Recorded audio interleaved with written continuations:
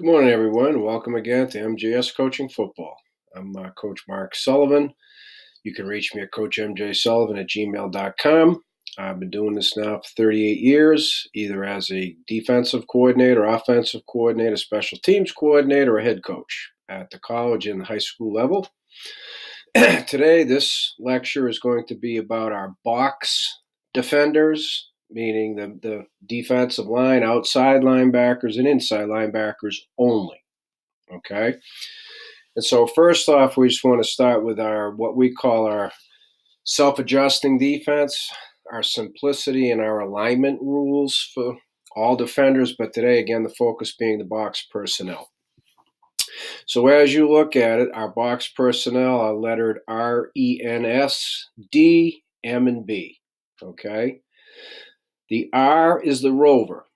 He's an outside linebacker. In high school, he'd be your tight end type of body. Okay? Your Mike is the M. He'd be your fullback. The B would be a more athletic running back type. Okay? The dime, same. And the dime can also be more of a defensive back. That's an easy one to play a nickel package with. The E, N, and S, the E being end, N is the nose, S is the stud. Okay? For alignment, first of all, we never huddle.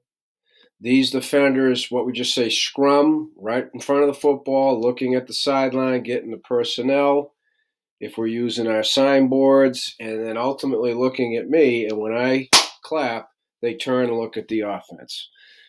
Up-tempo, no huddle, one-word call, that's a whole nother lecture. Okay, so let's just talk about how we get lined up. Okay, this is versus an 11 personnel, one running back, one tight end. The rover and the Mike go to the tight end. Done. Boom, done. Okay? Excuse me, the backer goes away from the Mike.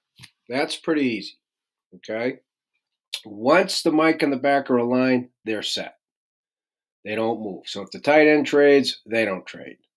If the tight end trades, as in a previous lecture, the rover is part of the rope, okay, but he doesn't trade with the tight end. The dime goes to the lizard rip. So in this example, rip, dime goes to the right. I mean, it's that simple. You listen for the lizard rip, which is made by the safeties. You go to the lizard rip. Okay. What's meant by 5x3 for the dime, we talk about twos detached, as he is here. Okay. Our dime does not go any wider than 5 yards in our base alignment. We do have a call which puts our dime an outside shade of number 2, but that's a specific call and reason. So the 5 is with the 3, and all we say is your inside toes on the heels of your defensive end. Boom, done. Okay? No thought. Tangible landmarks. Again, inside linebackers, our toes are at 4. I don't want them looking back. That doesn't make sense to me. What your heels are, where your toes, right? So again, for alignment purposes, the inside linebackers I'll go with first. You see the outside shade. Quick story. Inside linebacker, UMass Amherst, way back when. I kept getting screenbacks, so I was too heavy, too light. So I spent the night in my dorm room trying to figure out a way to stop getting yelled at. So I decided I'd line my toe on the toe of the guard. Never got yelled at again. So what we tell our inside linebackers is your inside toes and the guard's outside toe. Boom, done. Tangible landmarks. Okay, that puts you in a B split on the guard. Inside toe, outside toe, boom, done. There it is. So it's the inside toe that's at 4 yards. The straight lines mean we're head up, and we literally say face mask to face mask. Don't try and match toes. Their feet might be wider, narrower. Offensively, just put your face mask on the face mask of the guy you're opposite. So 8 technique, 4, 0, 4. They're all head up. Okay? End, nose, and stud stay left and right. Nose in the middle. Again, boom, done. No thought involved here. Okay? Now, the rover's technique, he's called an 8 technique for alignment, but what that also means, he's a read the hat. He's not a 2-gap. What that means, the hat goes down, and as we always tell him, the tight end's going to block you, or he's going to block down in a double team. Right? And we're not talking about arc releases for triple option teams. The tight end's going to block you somehow, or he's going to crash into our defensive end. Okay, so you'll know when it's a pass. So we say always knockback. Starts with knockback. As soon as he moves, boom, we get an inside leverage knocking back. And then we say if it's a down, the head's inside, ass and ankle technique, which means close it down, keep your head and outside leg free, but use the tight end's ass and ankles is what we say to block C-gap. Again, we're a spill team, so we want to spill it outside. And if you keep your head outside, you got a chance to make a play. If the head works outside like a reach block, again, knock back, same thing. Stretch it out, keep your shoulders square, knocking him back, and keep your head slightly outside because your Mike linebacker, 51, we'll get to that next, he's the C-gap guy. Okay? So that's what the Rovers technique is. The dime has force and orbit. I've covered that in another lecture, so I just wanted to cover the dime's alignment.